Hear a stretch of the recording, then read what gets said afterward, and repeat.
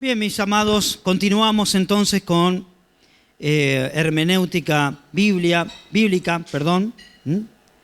Y yo recién le decía que la hermenéutica tradicional entonces se va a ocupar del texto bíblico en cuanto a sus palabras, en cuanto a su contexto, en cuanto a su estilo literario y su fondo histórico. Pero resulta que en la actualidad estos principios no se respetan. Lamentablemente, muchos predicadores en la actualidad desconocen los principios de la hermenéutica.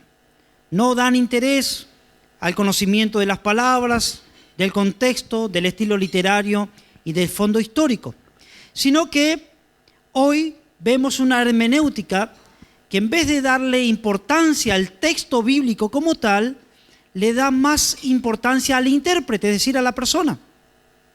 Es por eso que en nuestras comunidades muchas veces entramos en confusión porque de tanto en tanto surgen personajes que, siendo, personas públicas, con gran público, no manejando los principios de la hermenéutica, se ponen como ellos en el centro de la interpretación, ¿sí? Dando doctrinas nuevas, revelaciones nuevas. En vez de edificar a la iglesia, lo que hacen es confundir la grey del Señor. Por eso es importante que el pueblo de Dios tenga instrucción al mejor estilo de los hermanos de Berea para no ser engañados, para no seguir cualquier tipo de corriente ideológica, espiritual, falsa, sino que esté cimentado en la palabra del Señor. El problema de hoy en día es el contexto personal y que ese contexto personal de alguna manera se quiere adaptar al texto de la Biblia y no el intérprete al texto. Es decir, muchos predicadores hoy tratan de tomar la Biblia para adornar su pensamiento. ¿Se entiende?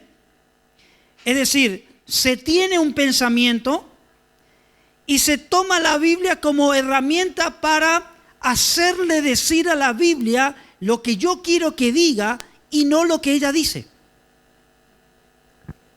Es decir, se está utilizando las Escrituras con un fin malicioso. Porque, mis queridos hermanos, presten atención a lo que voy a decir. Si uno tiene maldad y perversidad en su corazón, uno le puede hacer decir a la Biblia lo que uno quiere. Hasta el diablo mismo le citó las Escrituras a Jesús. ¿No lo va a citar un falso profeta, un falso pastor, un falso maestro? No sé si me está entendiendo. La Biblia es un libro tan amplio, pero también puede ser un libro muy mal usado. La Biblia es un libro tremendo, es la revelación de Dios. Tiene naturaleza divina y naturaleza humana.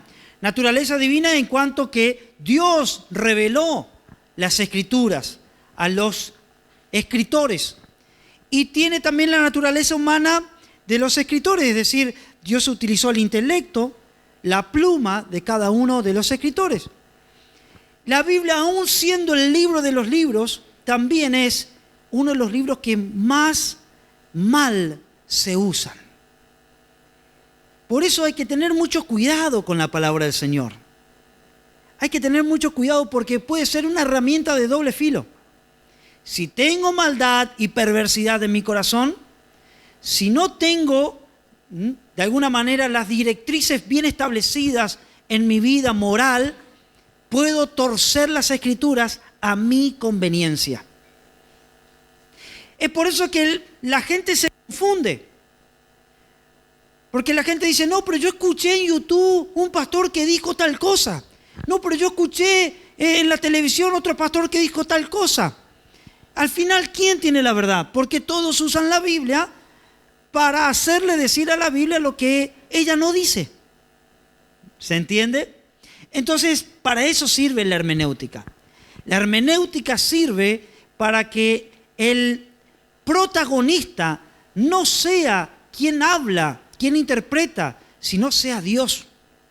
El protagonista de la hermenéutica es la palabra de Dios. Para eso sirve entonces la hermenéutica. Ejemplo de hermenéutica en la Biblia, nosotros tenemos Nehemías capítulo 8, versículo 8.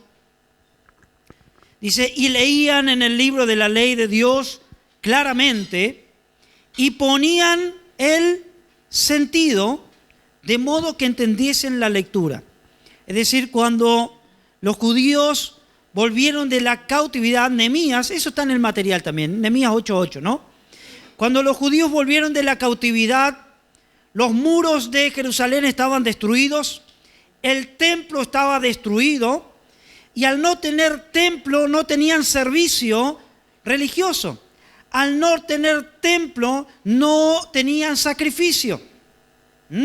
Entonces era necesario restaurar. Para eso Dios utilizó a Esdras y a Nehemías.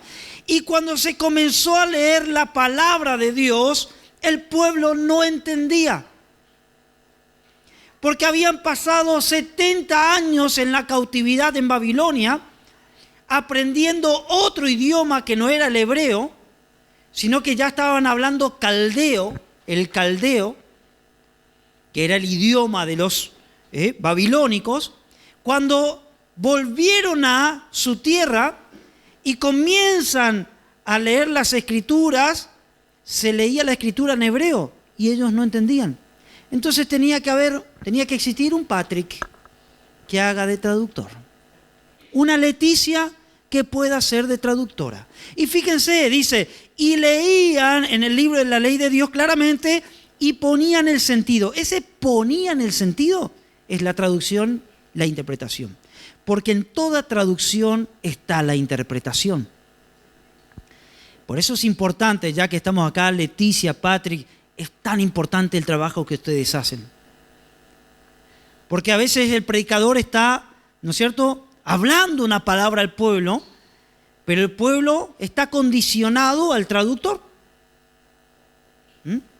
Entonces es una labor santa la de la traducción.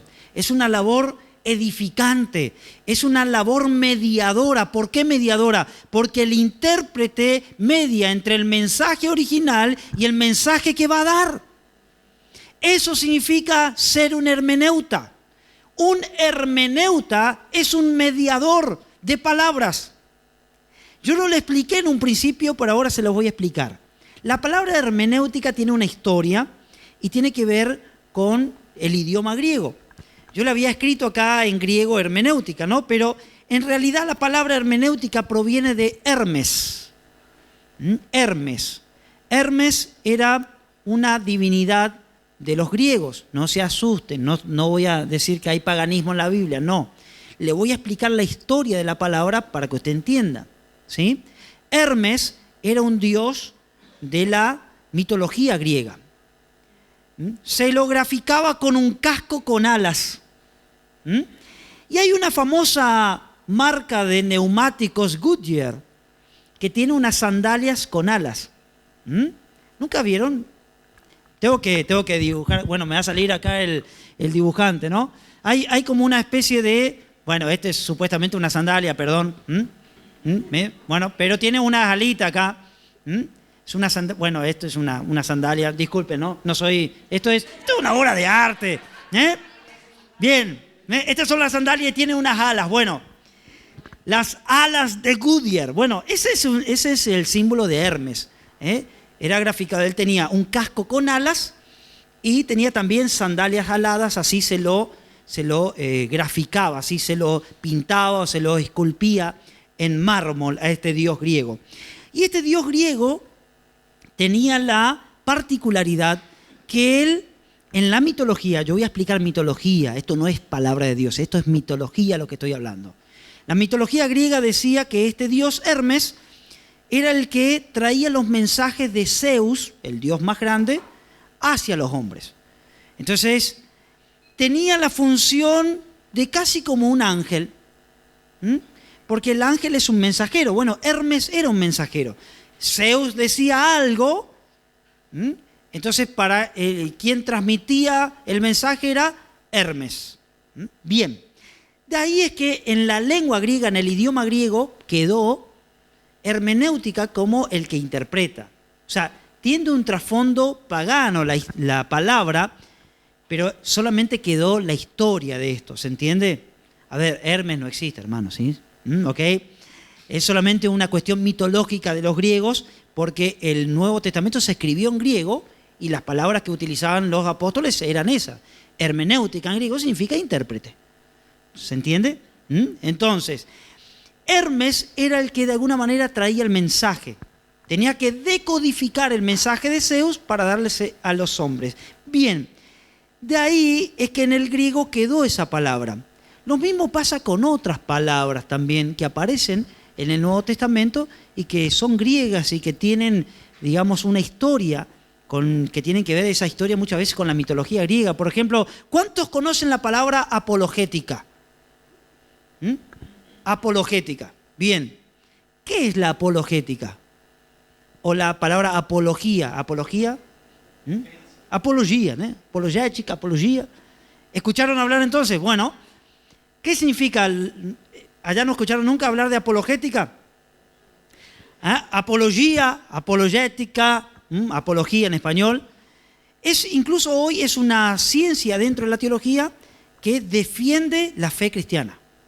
Por ejemplo, cuando usted tiene que defender la fe cristiana, cuando un ateo ataca, por ejemplo, la existencia de Dios, y usted dice, no, espera, Dios sí existe, y usted le muestra las razones por las cuales Dios existe, usted está haciendo apología. Nosotros utilizamos también la palabra apología cuando tenemos una discusión y nos tenemos que defender.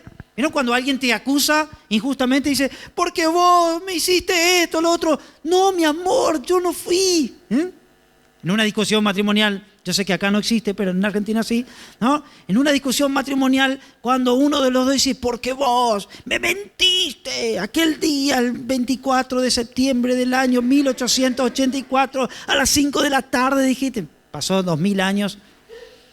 Y entonces dice, pero mi amor, no es así. Te voy a explicar. Y cuando dice, te voy a explicar, eso es apología. Es decir, me voy a defender. Un abogado es un apologeta. Defiende una causa. ¿Se entiende? Bueno, el teólogo, el hombre de fe, la mujer de fe, que defiende su fe cuando alguien ataca, está haciendo apología. Por ejemplo, voy a hacer un paréntesis, ¿no? Si alguien le dice a usted, Dios no existe, usted ya se pone todo así como, ¿cómo que Dios no existe? Si Dios es el centro de mi vida, tengo que defenderme. Entonces usted comienza a esgrimir argumentos para demostrarle a ese hombre o a esa mujer que Dios sí existe. Entonces uno dice, pero a ver, ¿por qué decís que Dios no existe? Y no, porque vos lo ves a Dios. No, yo no lo veo a Dios, pero lo siento. Y ahí comenzamos, ¿no? Que yo no lo veo, pero lo siento. Y que sé que el universo tiene sentido si Dios existe. Entonces, cuando uno empieza a explicarle al ateo las razones que uno tiene para creer, uno está haciendo apología. Ahora bien, todo esto es para explicarle a usted que la palabra apología también proviene de la mitología griega, que era el dios Apolo, que era el dios de la defensa. ¿Qué significa? ¿Qué es lo que quiero dar a entender en esta noche? Que hay palabras en el griego que fueron elaboradas en un contexto pagano antes del cristianismo y que con el cristianismo se resignificaron. ¿Por qué estoy explicando esto? Porque si no alguien podría decir, está lleno de paganismo la Biblia. No, la Biblia, el Nuevo Testamento se escribió en griego y el griego es un idioma de una cultura determinada que existía mucho antes que Cristo venga al mundo. Los días de la semana, por ejemplo, los días de la semana tienen nombre de divinidades. Lunes, la luna. Martes, que en realidad es Ares, el dios de la guerra. Miércoles, Mercurio. ¿Sabe quién es Mercurio? La mitología romana es Hermes, el mismo dios cambiado de nombre. Júpiter es Zeus, por eso Júpiter es el planeta más grande. Viernes es Venus, el día del amor. ¡Wow! ¿Vieron? Bueno, ya está. Sábado, Saturno. Domingo, el Sol. Por eso es Sunday en inglés, ¿no? El dios del Sol. Bueno, entonces, ahora, ninguno de nosotros dice, ahora no vamos a usar más los nombres de la semana porque tienen que ver con divinidad. No, hermano, no vas a poder vivir. O sea, si empezás a hilar fino, llévame, Señor, nomás, porque vivimos en una cultura, digamos, claro que tiene su historia. Bueno, lo mismo pasa con la hermenéutica. La palabra hermenéutica tiene una historia, pero hoy ya no significa el dios Hermes. Hoy la palabra hermenéutica significa interpretación y está en todos los manuales bíblicos de todos los institutos posibles de la tierra. Si usted va al mejor instituto del mundo a estudiar la Biblia, va a estudiar hermenéutica, porque hoy hermenéutica es una palabra que significa interpretación bíblica. La hermenéutica bíblica es cómo se interpreta la Biblia. Vamos al punto 2. Vamos al punto 2. Finalidad de la hermenéutica, es decir, ¿para qué la vamos a estudiar? ¿Alguien quiere leer el primer párrafo? La hermenéutica bíblica, ahí cuando comienza ahí. Finalidad de la hermenéutica. La hermenéutica bíblica tiene como objetivo final guiarnos a una comprensión adecuada de Dios, que se ha revelado en Jesucristo, la palabra encarnada. Bien.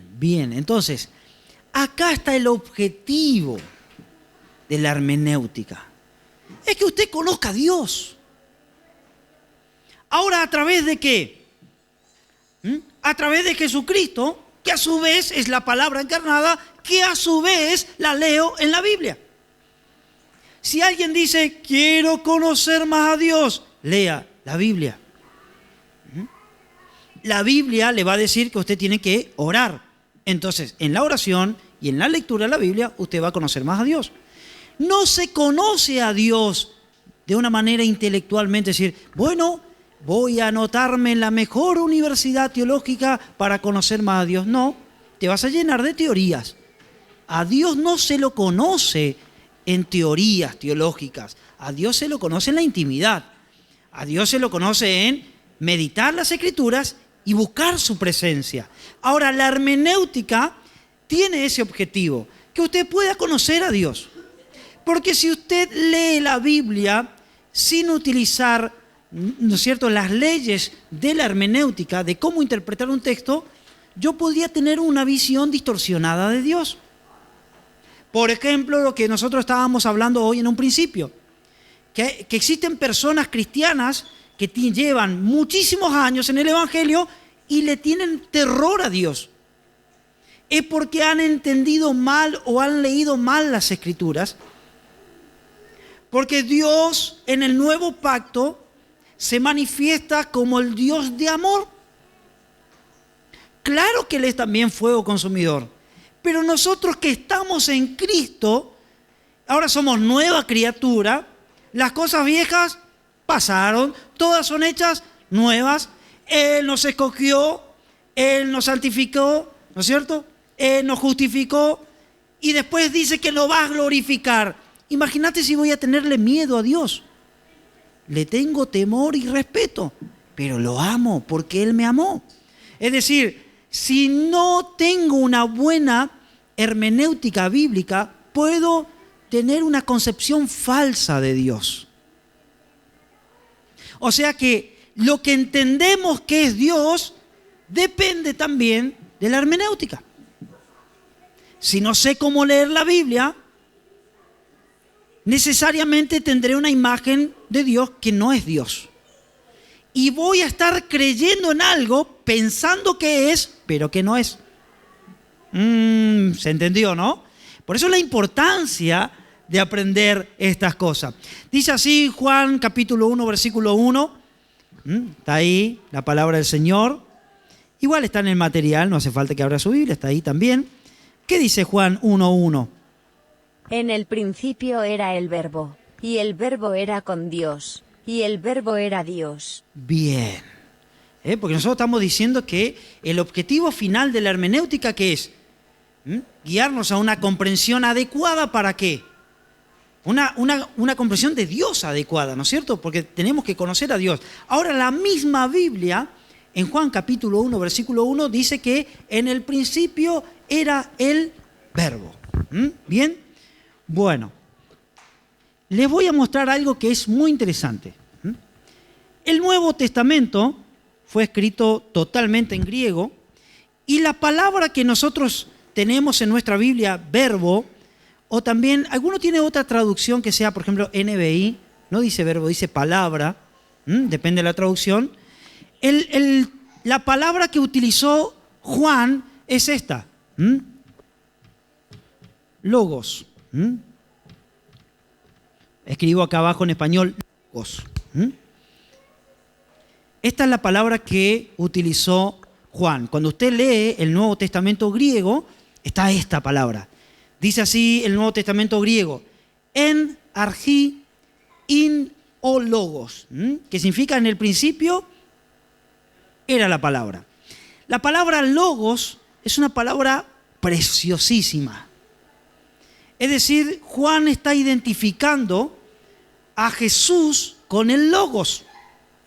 Esta palabra logos está en todos lados, en nuestro idioma, en el español, en el portugués, incluso también en el alemán.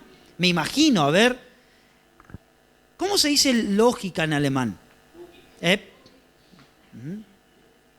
Claro, porque es parecido. Tiene la misma raíz. ¿Sí? Tiene la misma raíz. Lógica. Fíjense, en nuestro idioma español, por ejemplo, y en el portugués, la palabra logos aparece en todos lados. Cuando uno mira los símbolos de los vehículos, las marcas, Mercedes-Benz, BMW, Volkswagen, etc., eso es un logo. ¿Sí o no? Es un logo. ¿Qué es un logo? Es algo que tiene significado.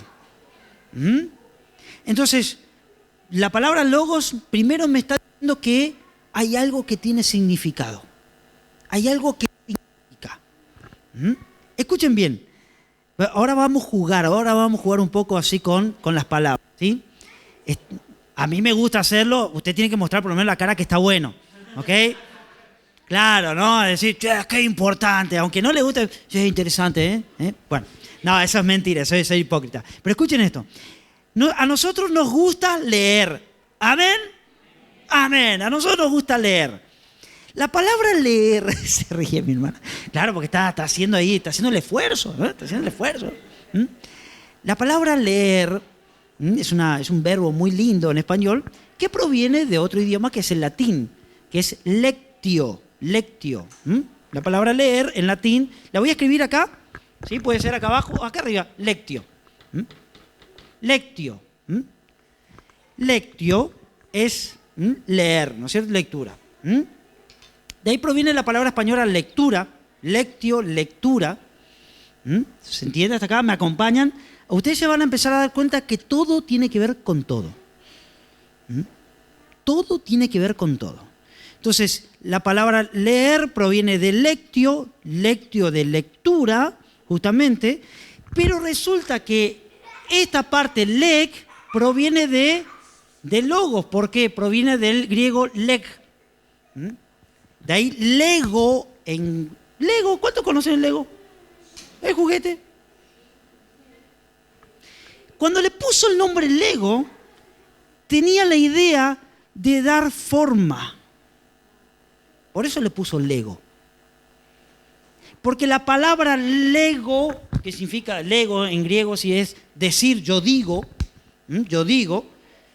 tiene que ver con yo estoy significando algo. Y cuando yo estoy leyendo, lectio, que tiene la misma raíz en logos, log o leg acá, de lectio, significa que yo estoy uniendo. De ahí proviene la palabra ligar en español. Logos, ligo, lectio, leo. Es precioso, hermano, esto. Entonces, cuando yo estoy leyendo, nosotros recién abrimos la Biblia, Juan 1:1, y decimos, en el principio era el verbo. Son palabras separadas que voy uniendo. Y cuando uno palabra con palabra, con palabra, con palabra, voy teniendo una idea general, voy teniendo un significado. va teniendo una lógica que proviene de logos. Por eso es que cuando Juan dice, en el principio era el logos, está diciendo, en el principio era el sentido de todo. Es muy profundo. De verdad les digo, esto es muy profundo. Como yo tenía un profesor que era muy orgulloso, decía, no lo van a encontrar en ningún libro. Nada, tampoco así. Era tan bueno, ¿no? Era tan bueno, no lo van a encontrar en ningún libro. Sí, esto se encuentra en libros, no hay problema, ¿no? Pero es en el principio, o sea, cuando los traductores tenían que traducir logos, cuando Reina y Valera tuvieron que hacer la traducción al español, Ferreira Almeida en portugués, Martin Luther, cuando tuvo que hacer la traducción, King James luego, cuando tuvieron que hacer la traducción, se toparon con esta palabra logos cuando estaban por traducir en este texto de Juan 1:1. Escuchen esto, no sabían qué poner. Cuando los traductores, hoy nosotros agarramos la Biblia y para nosotros es tan fácil, ¿no? Vamos a leer la Biblia, abrimos la Biblia y en el principio era el verbo era con Dios y el verbo era Dios. Y pasamos y es como si fuese que todo bien, es tan normal, es tan fluido, tenemos ahí la Biblia. Pero detrás de esto hay tanto esfuerzo, hermano. Hay tanto sacrificio para tomar una decisión de qué palabra iba a ser la correcta. Por eso cuando usted hable, Reina Valera dice verbo, pero si usted abre la NBI, Nueva Versión Internacional, dice palabra. Joan Ferreira Almeida, ¿qué dice? Verbo. La traducción del poeta alemán Goethe, cuando escribe el Fausto, vieron que hay que saber también de... ¿Se pronuncia así? Goethe, ¿está bien? Goethe, hay que hacer la boquita así. Claro, hay que hacer la boquita, ¿no? Goethe. Él escribe el Fausto y ahí está redactando cómo iba a traducir esta parte. Entonces el poeta alemán dice, en el principio era la acción. O sea, traduce logos como acción. ¿Por qué esto? Porque es una palabra muy profunda. Es una palabra de difícil significación porque es tan amplia, es tan profunda, que los traductores se rompieron el coco, la cabecita, día y noche para tomar una decisión. Porque no podían poner al lado, en el principio era la razón, el verbo, la ciencia, la lógica, la acción, no podían poner todo eso, tenían que poner una palabra. Tuvieron que tomar una decisión, tuvieron que orar, tuvieron que pedir guía al Espíritu Santo para decir, ¿qué ponemos acá? Entonces ellos encontraron que esta palabra le hacía justicia. Porque verbo, ¿qué indica el verbo? Una acción, o sea, Goethe no estaba tan equivocado. Pero también sabemos que verbo es una palabra. ¿O no? Entonces fíjense, cuando Juan pone en logos, es decir, en el principio era el verbo, fue impresionante todo lo que sucedió para que el apóstol Juan ponga la palabra logos ahí, que después se traduce como verbo. ¿Quiere que le cuente la historia? ¿Sí? Bien, vamos. Amén. Y algunos están, amén, sí. Reprendo todo espíritu de sueño en el nombre de Jesús. Bien.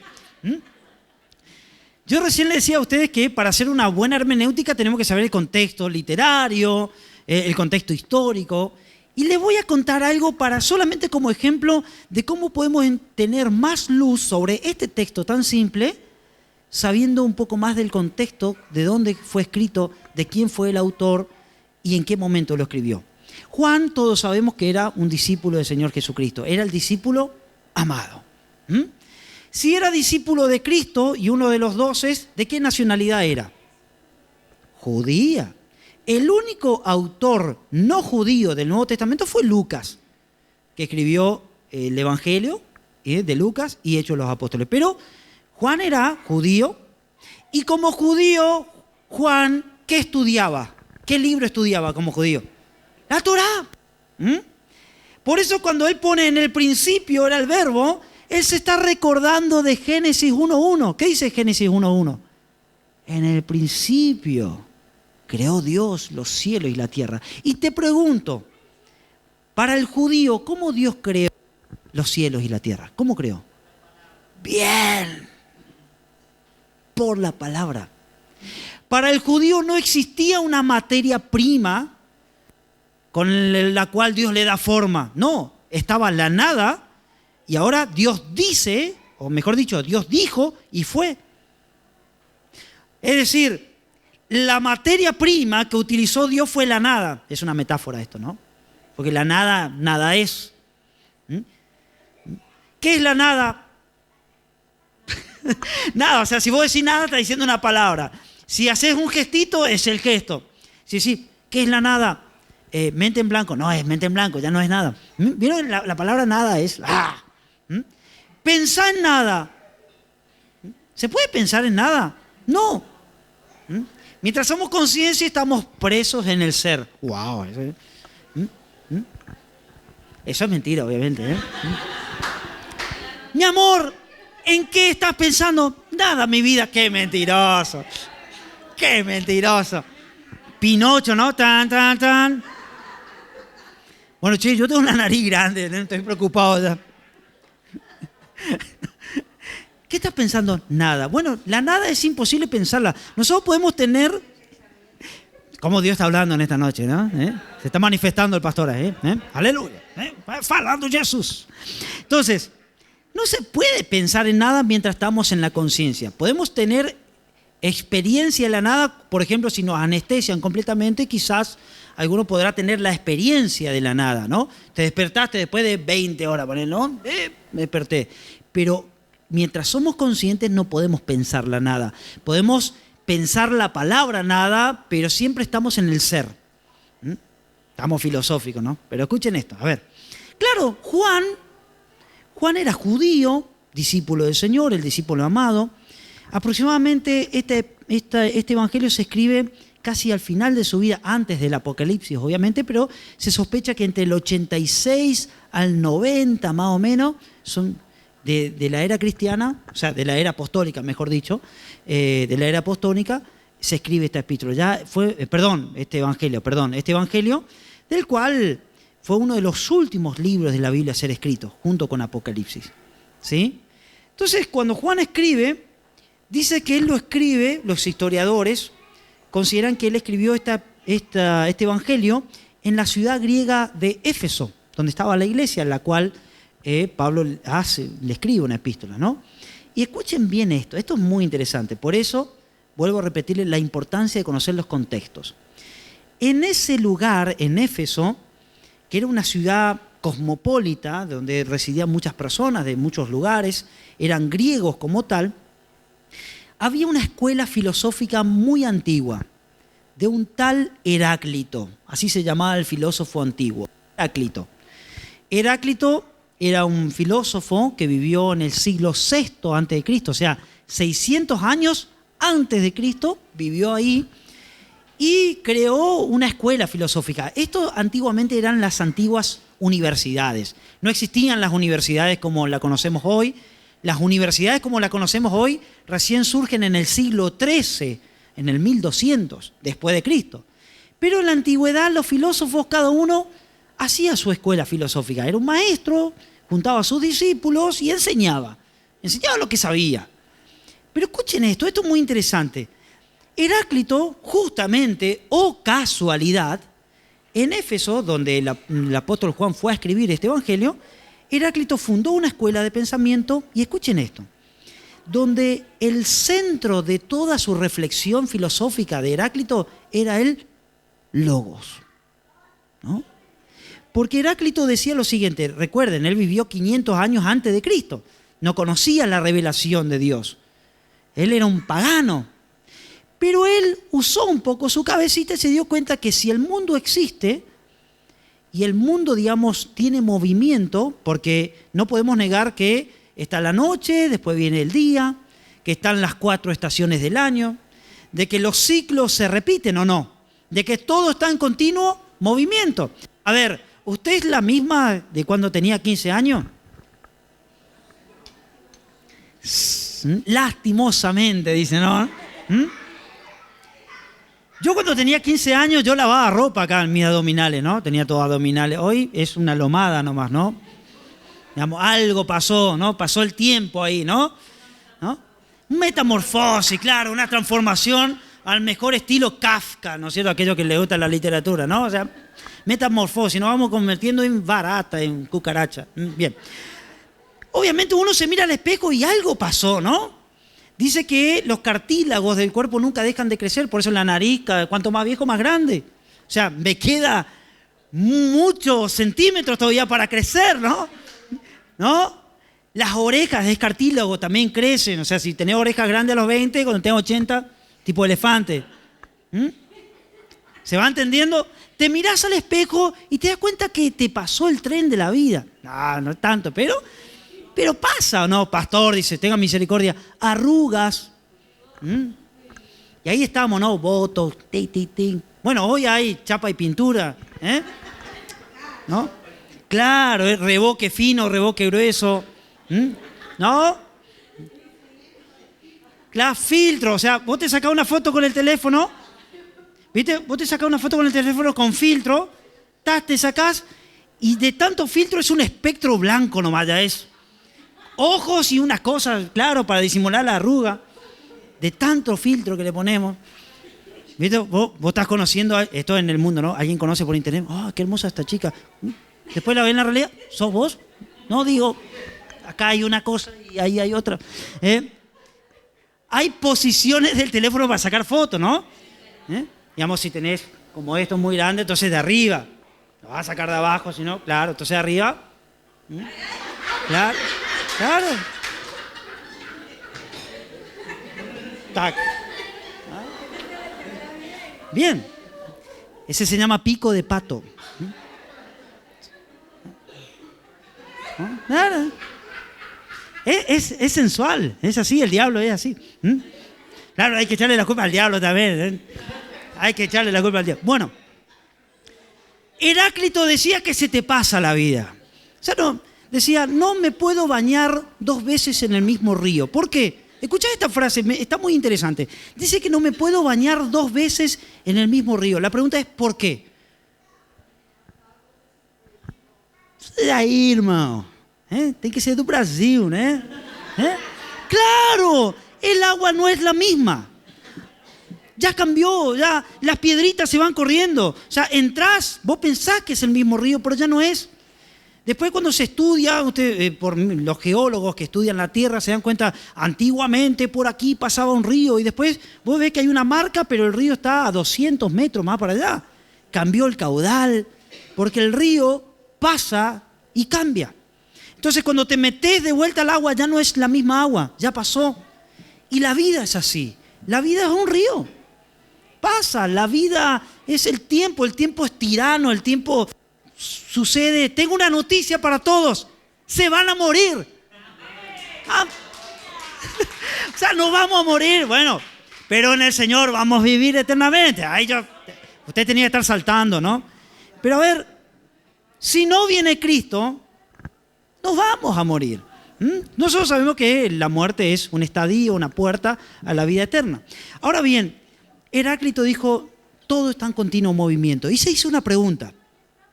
Ahora bien, si todo se está moviendo todo el tiempo, ¿por qué existe el orden? Es una muy buena pregunta, porque de hecho todo se mueve, pero todo sigue siendo ordenado.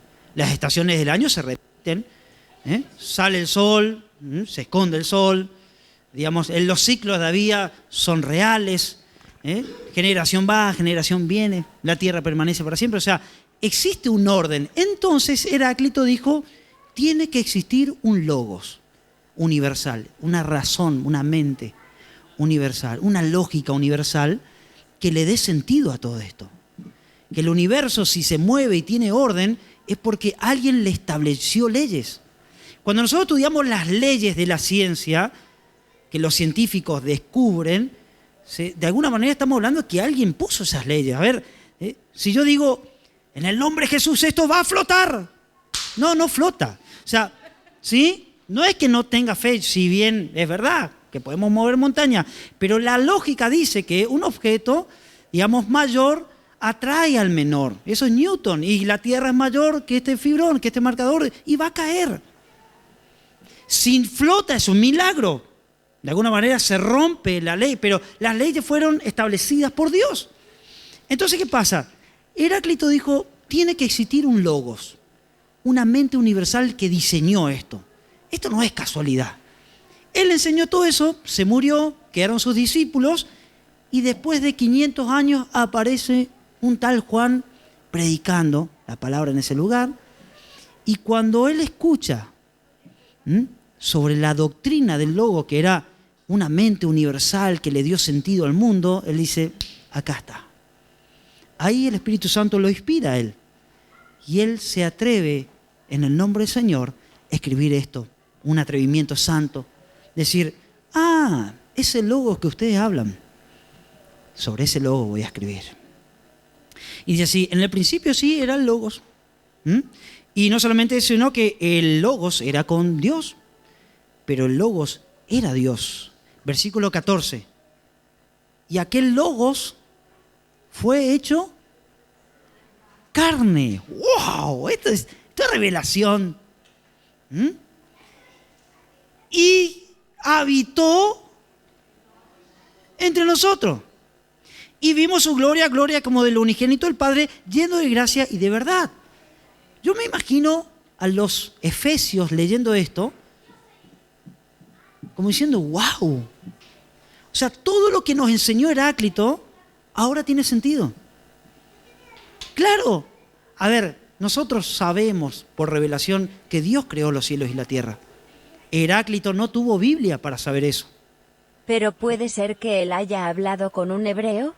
No. ¿Sabe por qué no? Porque no hubo contacto en este momento de Heráclito con los hebreos, ¿sí? No hubo contacto. Pero todo aquel que usa el pensamiento sabe que existe un Dios. Lo dice Pablo en Romanos capítulo 1, que nosotros leímos, ¿se acuerdan? Romanos capítulo 1 dice... capítulo 1, versículo 19 de Romanos, porque lo que de Dios se conoce, les es manifiesto, pues Dios se lo manifestó. Ahora, versículo 20, 1:20 de Romanos, 1:20 de Romanos, porque las cosas invisibles de Él, su eterno poder y deidad, se hacen claramente visibles desde la creación del mundo, siendo entendidas por medio de las cosas hechas, de modo que no tienen. Entonces, el hombre natural, aún sin Biblia, sabe que Dios existe. Pablo está diciendo eso. O sea, si existe un mundo, ese mundo no puede provenir de la nada. Porque escuchen esto, porque de la nada, nada sale. Es una contradicción lógica pensar de que el ser se genera del no ser. No sé si me está captando la idea. El ser, o sea, las cosas, los entes, las cosas como este fibrón, que se ven, que se palpan, que se huelen, que es accesible a los sentidos, no pueden provenir de sí mismas. Todas las cosas que existen tienen un origen, pero el origen no pueden ser ellos mismos. Usted no puede ser origen de usted. No es decir, yo me engendré a mí mismo. What?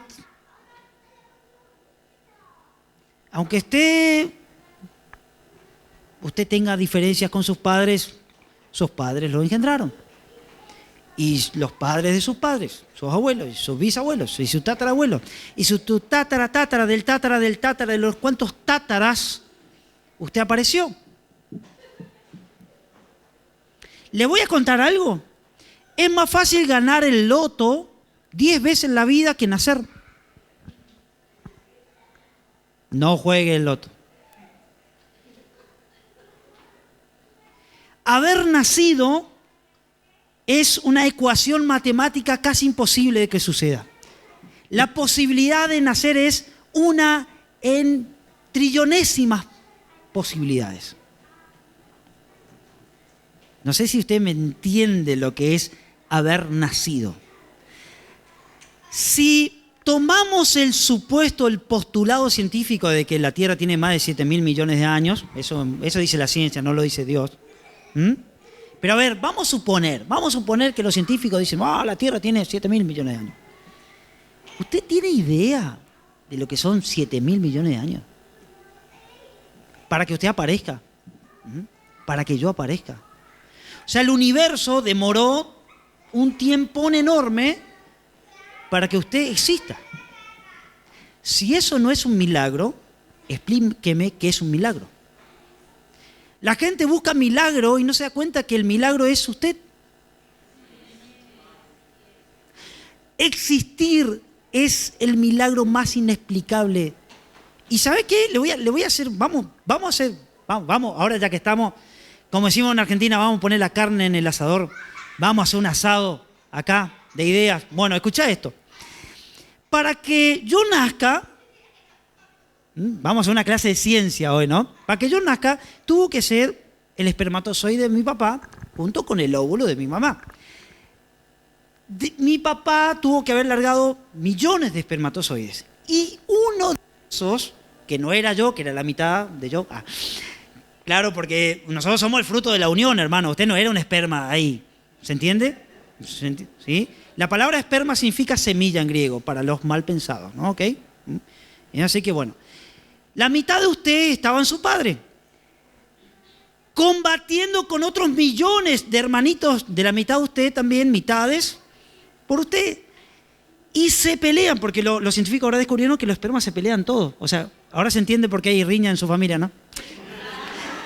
Ya, los espermatozoides se pelean entre ellos, se muerden. Eso está registrado. Porque pelean para llegar al óvulo. ¿Te das cuenta? Después, es lógico que pelean por la herencia. Si ya de allá adentro. Ahí está la naturaleza pecaminosa del hombre, ahí. La maldad, ya. Ni sos un ser y ya sos malo. ¿No? ¿Viste? O sea, uno empieza a volar y dice, no soy soy la mitad de yo y ya ando mordiendo a la gente. Es interesante. Bueno, pero llegaste, de millones llegaste. Pero se dio en ese día, en esa hora, en ese momento. Si no se daba en ese día, en esa hora, en ese momento, quizás iba a ser otro que llegaba, pero llegaste ahí. Ahora transportá esa historia a todos tus ancestros hacia atrás. Que si se corta la cadena ancestral hasta allá, no existís. O sea, si tu bisabuela se hubiese casado con otro hombre, no existís. No sé si me está entendiendo. Estoy hablando en términos biológicos. Una vez mi mamá me contó, viste que a veces las mamás cuentan, cuando están en la pobreza, siempre cuentan la historia. Yo tenía un novio cuando era joven. Mi mamá, viste, en la pobreza, cocinando ahí yuca. Ay, mami, antes de que te casaste con papi, ¿tuviste algún novio? ¿Viste esas preguntas que le hacemos los hijos, no? Y ahí hay dos respuestas, así, o si la mamá es más humana, va a decir, bueno, mi hijo, sí. Y nuestra madre nos contó que ella fue novia de un hombre que tenía una concesionaria de carros, de autos, ¿no? ¡Wow! Yo viendo la casa que nos caía a pedazos, yo le dije, mamá, ¿por qué no te casaste con él? Íbamos a ser millonarios, ¿no? Y ahí mi mamá me dice, pero vos no ibas a existir. Me dice, claro, claro, o sea, no iba a existir, porque mi mamá tuvo que conocer al pobre de mi padre para que yo sea. Se terminó la clase hermenéutica, ¿no? Vamos de vuelta, a ver. Sí, a ver, solo eso para decirle a ustedes que de la nada sale. Que usted va a ir detrás de la causa y efecto y se llega a Dios. Por eso Dios es el principio de todo. Heráclito no conocía a Dios, pero él supuso que existía una mente universal, que Juan le dice, esa mente universal, ese logos, es Jesús. El dador del sentido, el dador de la vida, el dador de toda la existencia. Mirá las estrellas y Jesús está detrás de las estrellas. Mirá a tu nieto, a tu hijo, a quien sea, Jesús está detrás de esa creación. Dice que por Él fueron hechas todas las cosas. O sea, acá nosotros vemos la preexistencia de Cristo. Antes de Él ser encarnado, Él ya preexistía porque Él es Dios.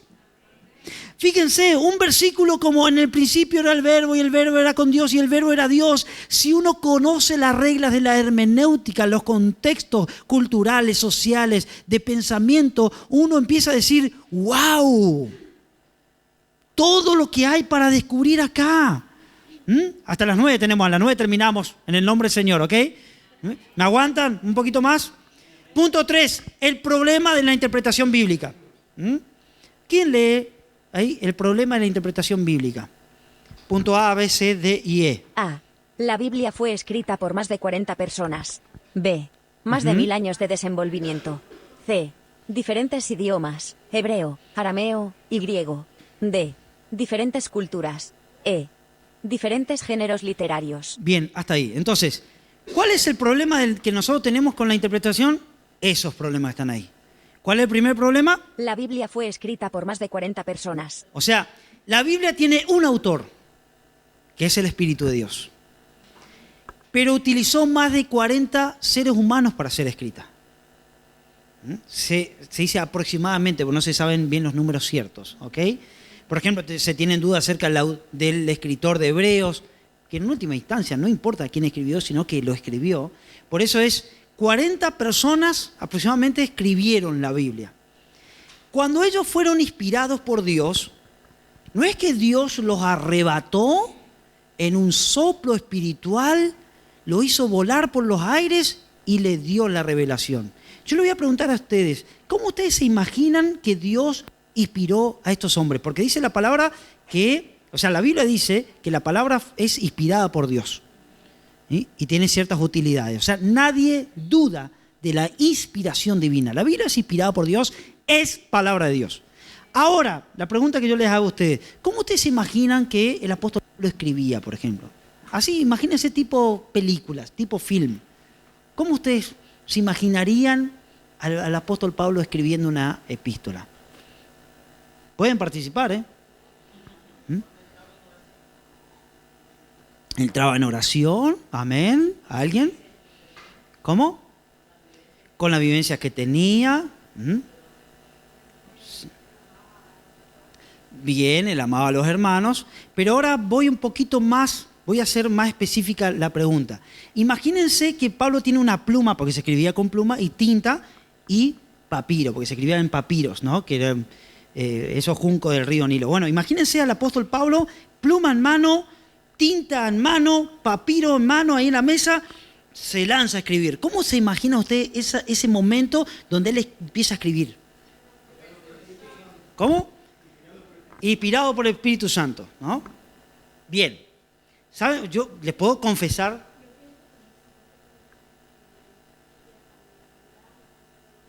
Bueno, entonces manifestaba sus emociones. Ahora yo le voy a decir cómo yo me imaginaba la inspiración, ¿no? Yo, pobre mortal, yo tenía una idea en la inspiración que era así, ¿no? Que de repente el apóstol, yo me imaginaba, estaba el apóstol Pablo, Señor, una palabra para esos carnales de Corinto. Fundé esa iglesia, Señor, y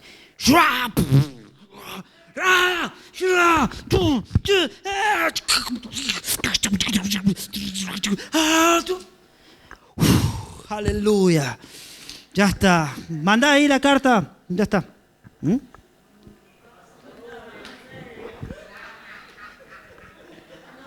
Yo me imaginaba que era así. ¿No? O sea, ya sé que es para que usted no se duerma, ¿no? Yo tenía esa imaginación. Ya le toma el Espíritu Santo, le retuerce, le levanta para arriba, le tira para abajo, escribe y no se da cuenta ni lo que está escribiendo.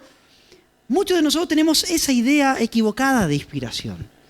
Pensamos que los escritores fueron títeres o meros robots que hacían así. ¿Vieron la impresora? ¿No? Claro que es como si fuese que el Espíritu Santo tomaba la pluma y ahí comenzaba y salía el texto, ¿no?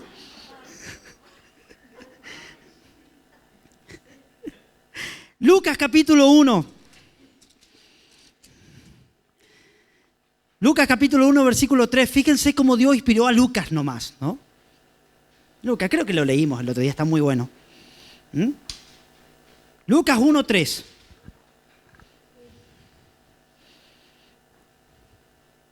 Sí, pueden leerlo, aquel que lo encontró. Lucas, capítulo 1, versículo 3. Me ha parecido también a mí, después de haber investigado con diligencia todas las cosas desde su origen, escribírtelas por orden, oh excelentísimo Teófilo. Epa. O sea, en Lucas, vamos a hablar de Lucas, no de los otros. En Lucas, la inspiración no fue un arrebato espiritual, metafísico, celestial. Sino que en él, estoy dando el ejemplo de Lucas, no sabemos de lo otro, pero por lo menos en Lucas, la inspiración fue a través de ¿qué? De un trabajo de investigación. O sea, este hombre tuvo que investigar. Es más, yo me fui a buscar todos los significados y era literalmente un trabajo científico. ¿Por qué? Porque Lucas era médico, era griego, él tenía un pensamiento racional, aún así el Espíritu Santo lo usó con todos los atributos que él podía tener.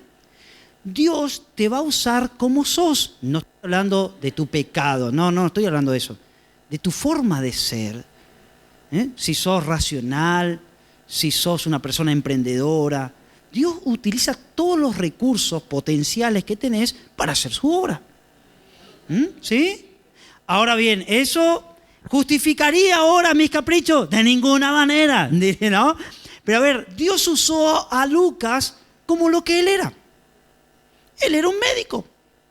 Un médico, un galeno en este tiempo era una persona instruida, un catedrático. Por eso es que cuando se lee en griego Lucas y Hechos de los Apóstoles, el estilo literario de Lucas es mejor que el resto de los escritores porque él tenía buena pluma. Era escritor.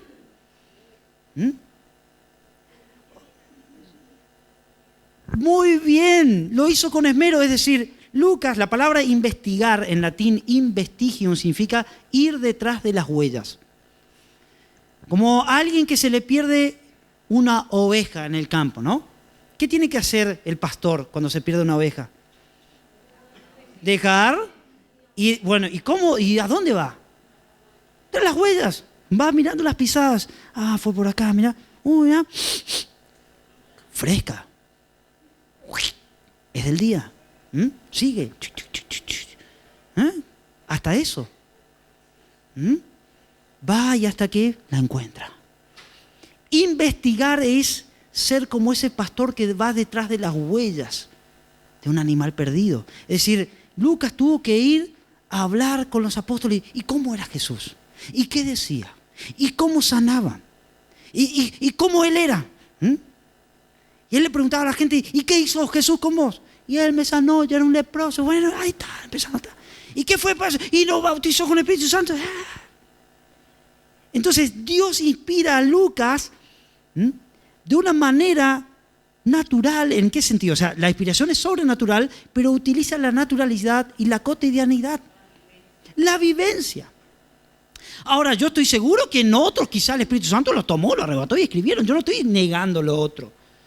Si bien nos reímos un poco, ¿no? Pero no estoy negando, o sea, yo creo que quizás algunos de los autores de la Biblia, de los escritores, habrán llorado, habrán entrado en éxtasis. Andá a saber, no sabemos eso. Pero sí sabemos también que Dios puede inspirar de muchas maneras. Entonces, la Biblia fue escrita por más de 40 personas con distintos temperamentos, con distintos caracteres, con distintas formaciones académicas. Muchos de ellos eran pescadores. Pedro, un pescador. Es un tipo que tiraba redes. No tenía cultura en sí. Era un hombre no ignorante porque había conocido a Cristo, pero en comparación con otros no tenía formación académica. Pedro no era un catedrático, pero fue el hombre que Dios utilizó para ganar miles de almas. Fue el hombre que Jesús depositó una confianza tremenda. Fue un pescador que se transformó en pescadores de hombres. Era un hombre inculto, bruto también, impulsivo. Igual así Dios lo usó.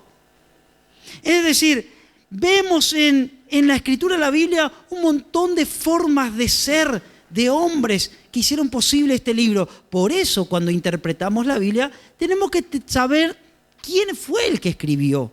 Nos da un dato importante. De alguna manera nos va dirigiendo el entendimiento. ¿Qué dice? Más de 1000 años de desenvolvimiento. Es decir, fue escrito en un lapso de tiempo. Yo puse más de 1000 años, en realidad son como 1500 años. ¿Ah? Es mucho. Las cosas cambian. A ver, vamos a hacer una comparación. Hace 80 años atrás, en Alemania se vivía un régimen totalitario increíble que desencadenó la Segunda Guerra Mundial. Y hoy uno mira y es otra cosa. Todo lo que cambia en 80 años. ¿Te imaginas? 1500 años. Lo que cambian las cosas. Tercero, diferentes idiomas. O sea, la Biblia fue escrita por lo menos en 3. Primero, obviamente, el hebreo, algunas partes de la Biblia en arameo, el Nuevo Testamento en griego. ¿Qué significa? Que el que va a estudiar la Biblia en serio tiene que también que aprender ciertas cositas idiomáticas. No estoy diciendo que usted tiene que ser un profesional, un lingüista, ni nada de eso, pero tenga un buen diccionario al lado. Tenga buenas versiones de la Biblia. Hay muchas cosas lindas. Después dice, diferentes culturas. Exactamente. Diferentes culturas fueron las que hicieron posible la Biblia. Diferentes géneros literarios, hoy hablamos de eso. Por ejemplo, el pasaje de San Juan 3:16, que es el pasaje más sencillo o el más complejo. Porque ¿quién no conoce San Juan 3:16? Vamos de memoria. De tal manera amó Dios al mundo, que ha dado a su Hijo unigénito, para que todo aquel que en Él cree no se pierda, mas tenga vida eterna. Bien. Todos lo entendemos. ¿Cuántos dicen amén? Bueno, ahora empezamos a desarmar ese versículo. De tal manera amó Dios al mundo. ¿Cómo? ¿Dios ama al mundo? ¿Ama el pecado entonces? Porque la Biblia también dice que no tengo que amar al mundo. Se contradice la Biblia. O sea, que Dios ama al mundo, pero también me dice que no ama al mundo. ¿Qué le pasa a Dios? Es un simple ejemplo. Entonces uno tiene que pensar, bueno, entonces, ¿qué quiere decir con mundo acá en comparación con el otro texto que dice que no tengo que amar al mundo? Evidentemente la palabra es la misma, pero no significan lo mismo. ¡Wow!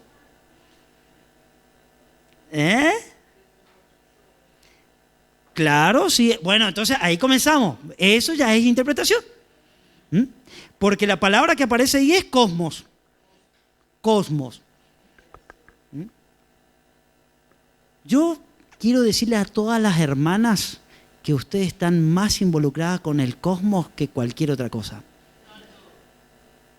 Porque de la palabra cosmos, que significa mundo, proviene cosmética.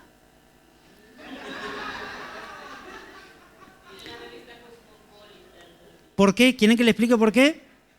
Bueno, porque la palabra cosmos en griego significa mundo ordenado, lindo. O sea, en la palabra cosmos griega está el mundo, pero ese mundo es lindo. Entonces la cosmética es lo lindo. Entonces, ¿usted es mundana? No. Pero si es mundana, Dios la amó. Bueno, a ver, fíjense, ¿no? Vamos a problematizar. Dice que amó al mundo, de tal manera que ha dado su Hijo unigénito.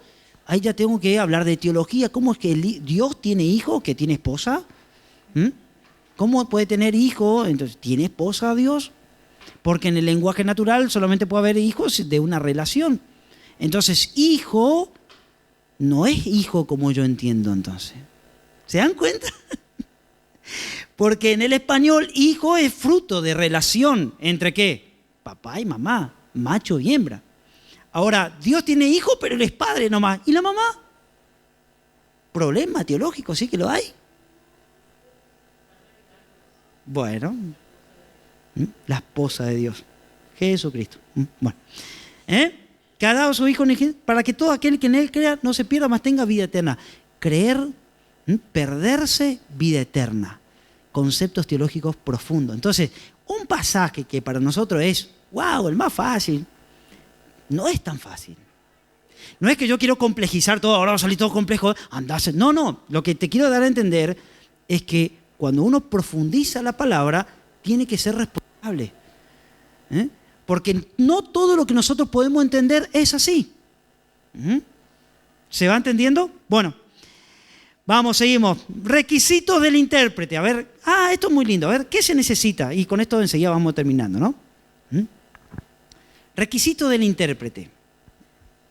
Tenemos dos tipos de requisitos. Requisitos generales y requisitos especiales. A ver, ¿quién lee los requisitos generales? A. Objetividad. B. Espíritu científico. C.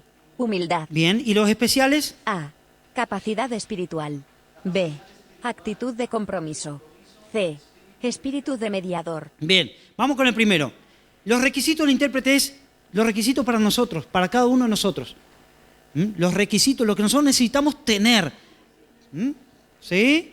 ¿Qué pasó? ¿Tienen o no tienen? ¿Sí? Bien. Requisitos generales. Primero, para interpretar la Biblia, yo tengo que tener objetividad. ¿Qué es algo objetivo? ¿Vieron qué palabrita, no? Objetivo. ¿Cómo? Que no tenga ningún lente. Es metafórico, el pastor la recomplicó con eso.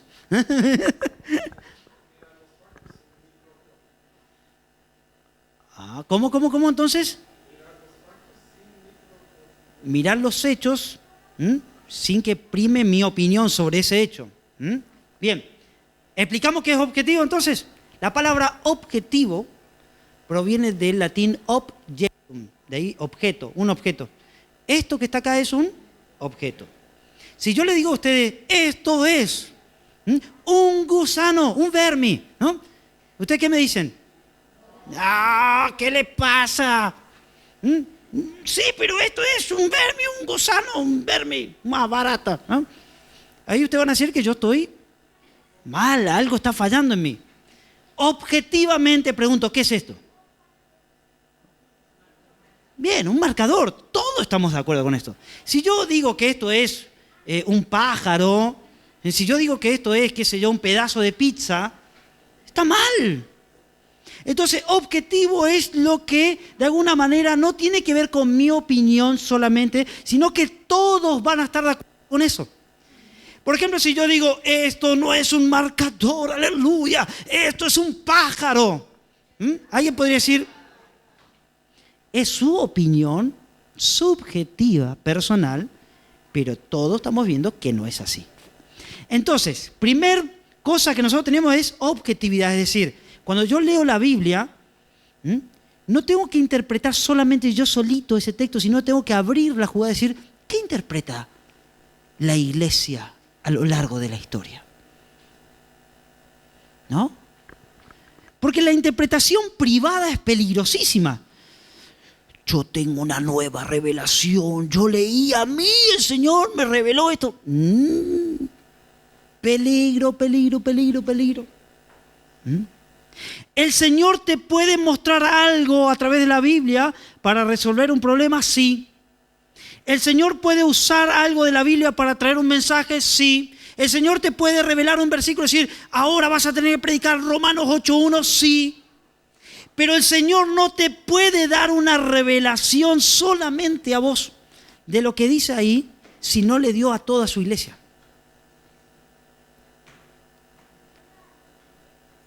Por eso es que primero yo tengo que tener objetividad. Voy al texto. Si yo estoy interpretando para mí y no tengo en cuenta lo que otros grandes hombres y mujeres de Dios dijeron sobre ese texto en la historia, yo no estoy siendo objetivo, estoy siendo subjetivo. Y esa subjetividad hace que uno pueda inventar cualquier cosa.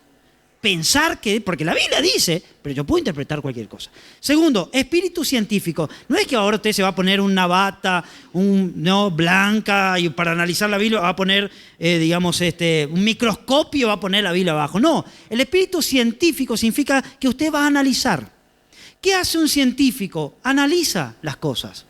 Por ejemplo, si usted tiene un problema de salud, ¿qué le dice el médico? Vamos a hacer un examen de sangre, ¿no es cierto? Para saber cómo está su salud. Ya está pegando el sueño. Reprendemos todo sueño en el nombre de Jesús. Bueno. Entonces usted se saca sangre. ¿Y qué hace el bioquímico con la sangre?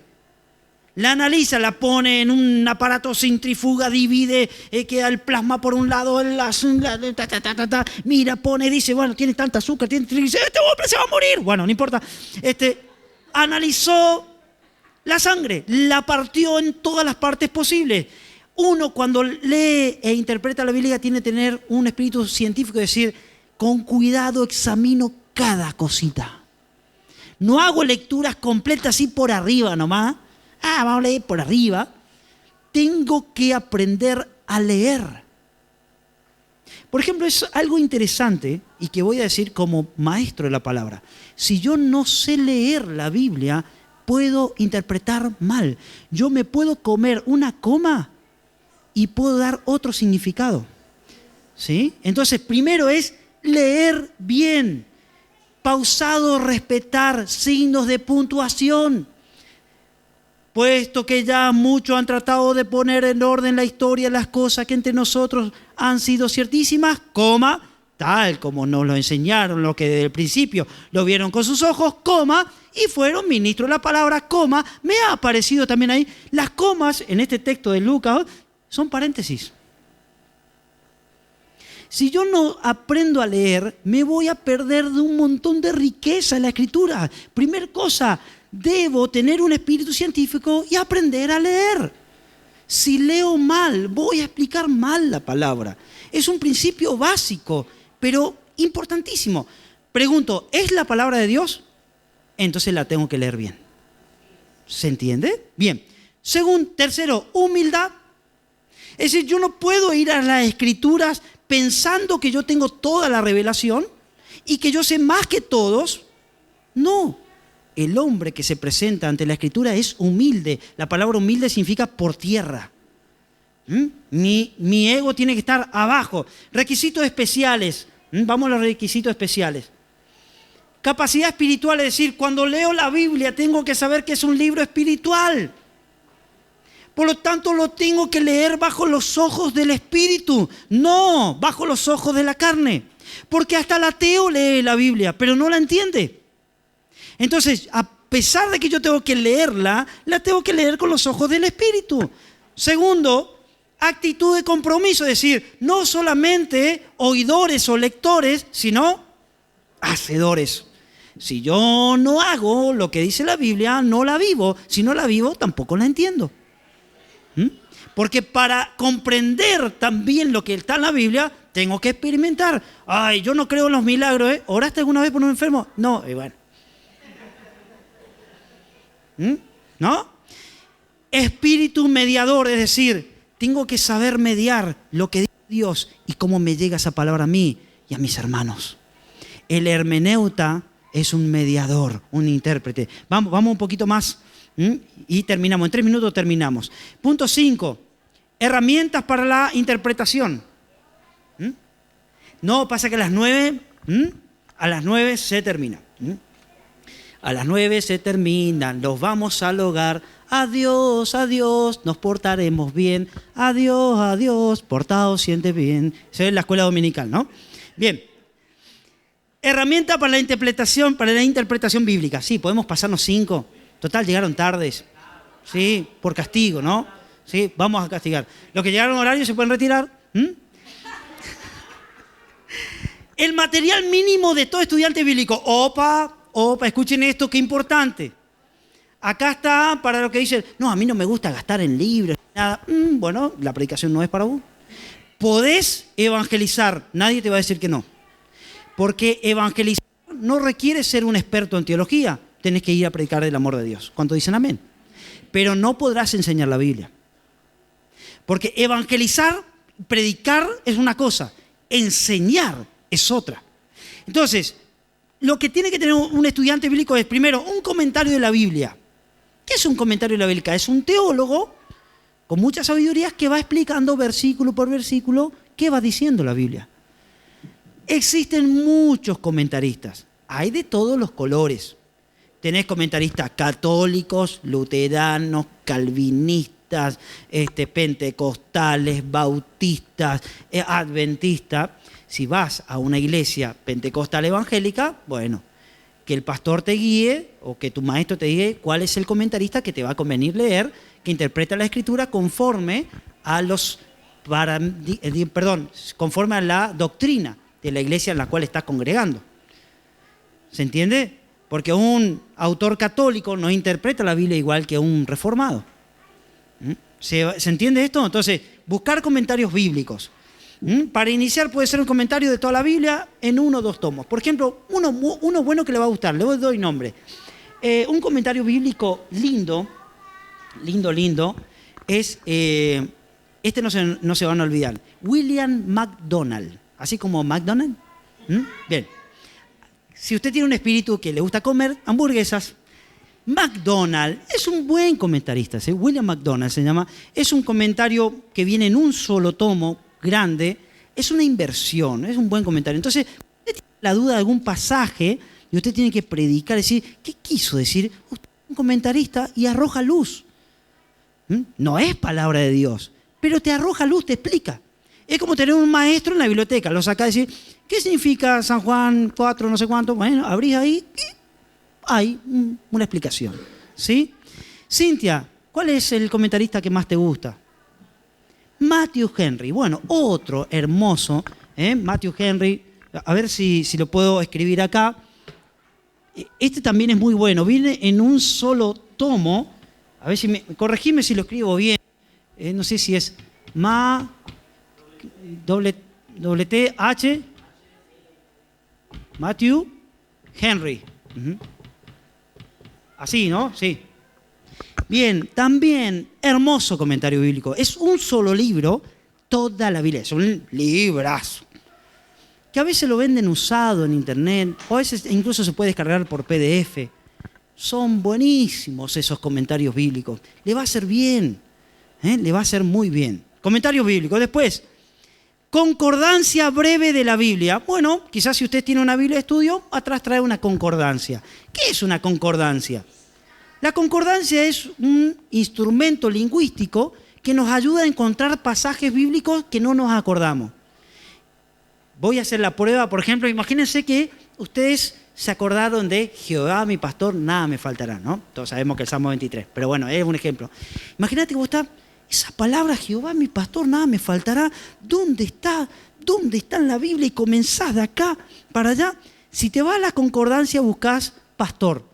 Entonces, pastor, y ahí te tira, ¿dónde aparece? Y dice, está en Salmo 23. Bueno, la concordancia sirve para eso, para encontrar pasajes que me acuerdo algo, pero no sé dónde está. ¿Sí? Entonces, la concordancia sirve para eso. Hoy con Google, pone que va mi pastor, ya es una concordancia electrónica, ¿ok? Bien. Tercero, si es posible tener varias versiones de la Biblia. ¿Por qué? Porque Dios inspiró su palabra, pero no inspiró en sí misma las versiones.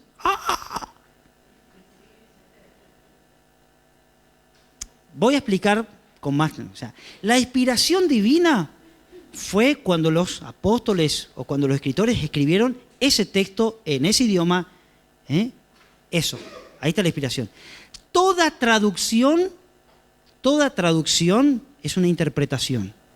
Por ejemplo, Reina Valera, que yo amo Reina Valera, yo leo Reina Valera, esto es palabra de Dios, yo no estoy diciendo que no, es la palabra del Señor, pero es una traducción, es decir, ya es una mediación.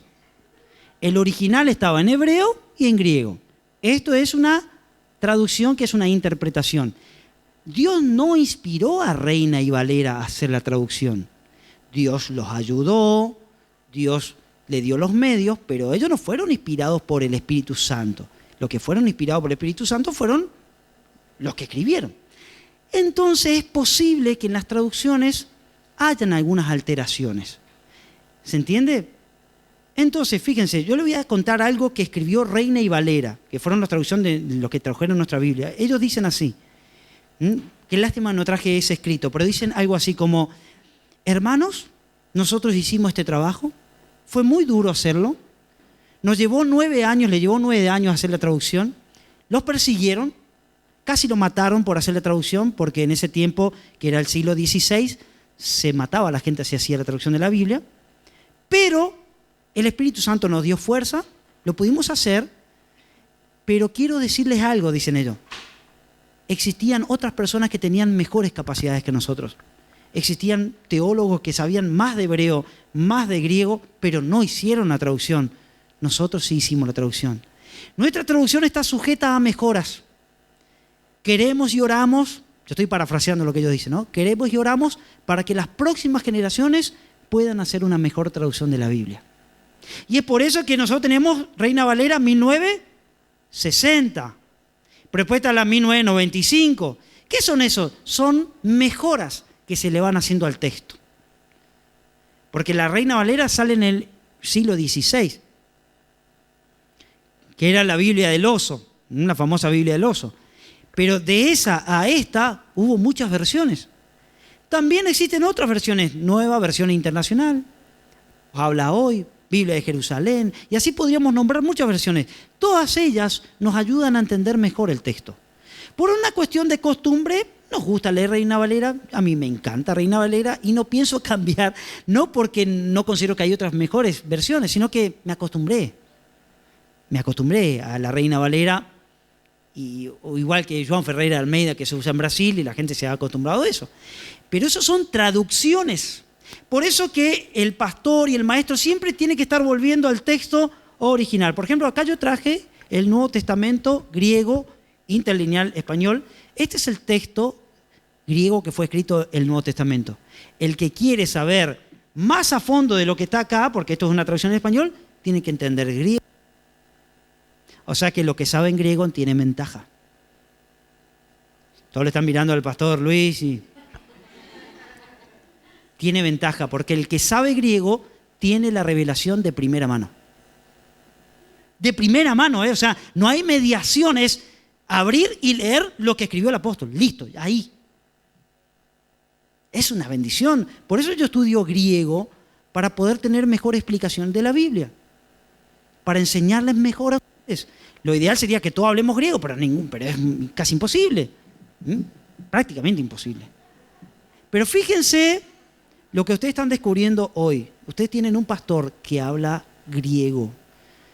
Existen miles de iglesias en el mundo. Y ustedes tienen un privilegio. ¿Te podés ir abajo así yo hablo de vos? No, pero voy a hacer de cuenta que no está acá. Ustedes tienen un privilegio. Ese hombre que está ahí podría leerle a usted de primera mano, nuestra hermana también, de primera mano la Biblia, lo que dice la Biblia sin intermediarios. Es decir, como el apóstol escribió, él puede leer y puede entender. Como Jesús dijo las palabras, él puede leer y puede entender. O sea, tienen tesoro y a veces uno no sabe. No conozco, el pastor Luis Gil es el único pastor que yo conozco en mi vida que sabe hablar griego perfecto. No conozco otro pastor. Y mire que tengo, un aplauso para el Señor, amén. ¿Sí? Él no lo sabe y yo sé que a él no le gusta que hablemos de él, porque él también es feo. ¿Sí? Bueno, pero a ver, ya que estamos, ¿no? Claro, por ejemplo, cuando escribí el manual de griego, él también me ayudó, me hizo el prólogo. Cuando hablamos sobre griego, yo siempre digo, yo tengo un amigo que habla griego. ¿Por qué? Porque me llena de orgullo bueno, de saber que hay alguien que entiende el griego perfecto, que así como lo escribieron los apóstoles, él lo puede leer. Entonces, es tremendo. Yo siempre le digo que él no se da cuenta de lo que tiene, pero él tiene algo precioso, algo que todo hermeneuta soñaría, pero soñaría literalmente. O sea, ¿cuál es el sueño de todo hermeneuta? Saber griego. Es el sueño. Perdón, Luis. Pero bueno, es la verdad tampoco la podemos esconder. ¿Sí? Pero de verdad, yo sé que él se pone un poco incómodo, pero es así. Es así. Después me pasás la ofrenda, por favor, ¿sí? ¿Sí? Lo que habíamos pactado. Una broma, hermano. Bien. Diccionarios bíblicos. Tengo que tener diccionario bíblico. Es decir, tengo que comprar, no el diccionario común, no, usted tiene que tener un diccionario bíblico de las palabras de la Biblia.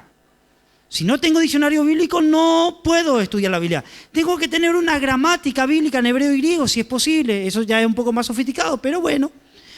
Diccionario teológico. Epa, ¿cómo? ¿Está el diccionario bíblico? También está el diccionario teológico.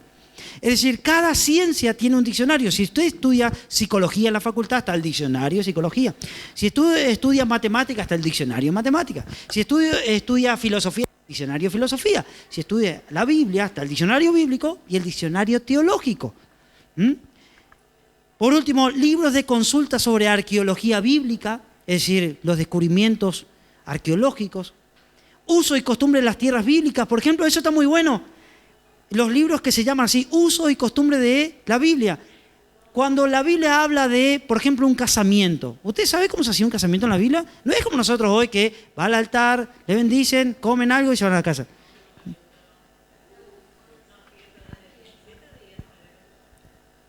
Jesús, ¿no? Haciendo un milagro extraordinario. Fez agua en vino, ¿eh? Problema ustedes tienen con Jesús, digamos, ¿no? Encima dice que fue el mejor. Qué barra. Bueno, está condenada la borrachera. La borrachera es un pecado, ¿sí? Bien, entonces libre consulta, libros de antropología. Bueno, podemos seguir. Y por último, y ahora sí terminamos el punto 6, hay dos palabritas ahí y con esto terminamos. Que nosotros tenemos que hacer verdadera exégesis. Y voy a explicar qué es la exégesis. Esto es un tema muy lindo en hermenéutica. ¿Se va aprendiendo, mi hermano? ¿Se aprende o no? ¿Amén? Bien. Vamos entonces, ¿sí? Acá tenemos el término exégesis. Exégesis proviene del verbo griego exago, que significa sacar.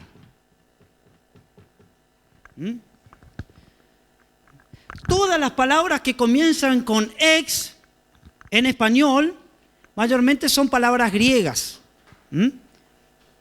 Obviamente, luego nosotros le agregamos a las palabras de español. Ex novio significa afuera novio. Chau. Éxodo, el libro de Éxodo, significa salida. Éxito, ¿qué significa? Salida. ¿Cómo se dice salida en inglés? Ex. Bueno, todas las palabras que comienzan con ex significa hacia afuera. Incluso la palabra eclesía, que tiene el mismo ex enfrente, es los que salen hacia afuera, los que salen de sus casas hacia la asamblea, los que se van. Entonces, exégesis es una de las cosas más importantes de la hermenéutica, que es sacar hacia afuera, y ahora voy a explicar, lo que el texto dice, no lo que yo quiero que diga. Ese es el problema con nosotros. Que a veces nosotros queremos hacerle decir al texto lo que yo pienso que es, pero la Biblia no dice lo que yo quiero. La Biblia dice lo que Dios quiere. Cuando yo leo la Biblia, muchas veces, mi hermano, a mí me da ganas de cortar ahí un poquito. ¿No? ¿Viste que te da? Decir, ¿cómo es esto? A ver. Manifiestas son las obras de la carne. Oh, comienza con una lista y vos decís, uy, este tengo. ¿No? No podíamos cortar, Señor, con una tijerita santa. Saco. Este yo tengo, afuera. A ella no tengo más. Cuando la Biblia me confronta, cuando nosotros pensamos que el pecado es la consumación del acto, que si bien también es real, Jesús redobla la apuesta y dice, no, el que ya piensa ya pecó. Vamos a cortar también ese. Cortamos. Tac, tac. Cuando yo veo, digamos, el sufrimiento de un apóstol, que es un siervo de Dios, como el apóstol Pablo sufría cuando predicaba el Evangelio, y cuando él no veía prosperidad económica, sino todo lo contrario, que es pobreza y pobreza, predicando el Evangelio, yo digo, vamos a cortar acá. Un Evangelio más próspero. Pero no. Te voy a dar una noticia. La Biblia no necesariamente le va a agradar a tu carne, le tiene que agradar a tu espíritu. Y si hay algo que no le agrada a tu, digamos, a tu ser, es porque tu carne está luchando ahí. Yo cuando leo la soberanía de Dios en Romanos 8, 9, me dan ganas de cortar también la Biblia, pero está ahí. Entonces la exégesis es sacar o extraer de la Biblia lo que la Biblia dice. Lo contrario sería hacer la eisegesis, que sería hacerle decir a la Biblia lo que yo quiero. Es decir, interpretar la Biblia conforme a mis pasiones. Hay mucha gente que dice, a mí me gusta tener muchas mujeres. Entonces, si Abraham tuvo 2, si Salomón tuvo 1000, si David finalizó su día con una doncella, siendo un viejo asqueroso, ¿por qué yo no si soy tu siervo?